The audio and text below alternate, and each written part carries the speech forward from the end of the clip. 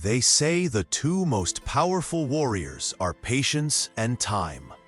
But what if your greatest battle is with time itself? You wake up every day already late. There's always something pending, something you're avoiding. A project, a decision, a conversation. And every night you wonder, where did my day go? But maybe the real question is, where did I go? This isn't about a productivity hack. This is a truth bomb. You're not lazy. You're not broken. You're human, and your brain is doing exactly what it was programmed to do: protect you from effort, discomfort, pain. But in doing so, it's costing you your future. This is the story of how we were programmed to procrastinate, and how we can reprogram ourselves to truly live. Most of us live in what Daniel Kahneman calls System 1 mode. Fast, automatic, energy-saving. We scroll, we switch, we snack. Our brain chooses the path of least resistance, because effort equals energy spent, and anarchy is currency. Kahneman's behavioral economics show that our minds treat mental effort like spending money, and we hate spending. So when a task feels hard, writing a report, planning your future, facing a fear, your brain revolts. And it doesn't just delay. It lies.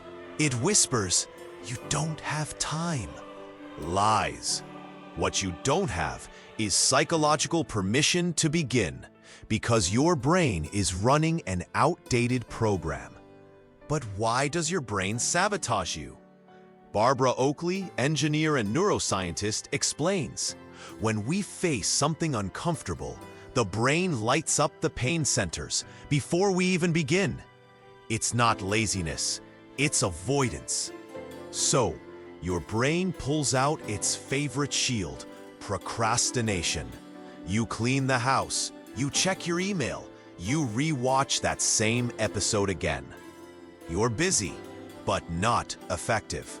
And then comes the guilt, the shame, the inner critic, because a part of you fears the cost of doing it. The fear of failure, the fear of not being enough.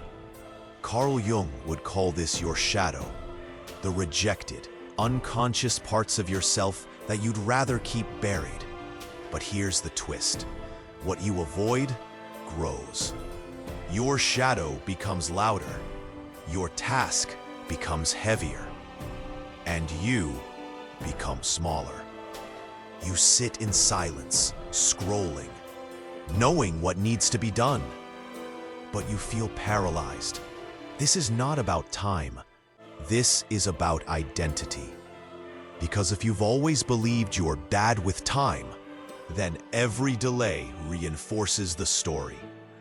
It's not just a task you're avoiding, it's a version of you you're afraid to meet. Eckhart Tolle speaks of the pain body, a collection of past emotions feeding off your present.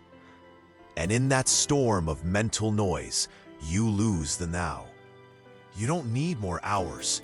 You need presence, courage, inner stillness. You're not fighting the clock. You're fighting your fear of becoming who you were meant to be. Here's the truth.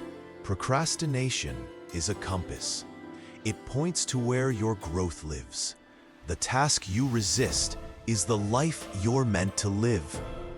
The version of you that starts is already stronger than the one who stays stuck. And the first step? It's never as hard as your fear says it is. You don't overcome procrastination by force. You dissolve it with clarity, purpose, vision, compassion. Stop waiting for motivation. Build momentum. Your brain is plastic.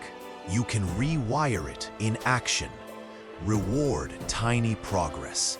Honor discomfort, but move anyway. You're not running out of time. You're running out of excuses. The hero's journey isn't about slaying dragons. It's about confronting the parts of yourself you were taught to fear. The procrastinator isn't your enemy. It's your untrained protector. But now, you know better. You don't need to control time. You need to align with it. Presence is power. Action is freedom. Start before you're ready. Begin while you're afraid. Because you're not here to manage hours. You're here to live moments that matter. You don't need more time. You need more courage. So here's the challenge. Pause this video.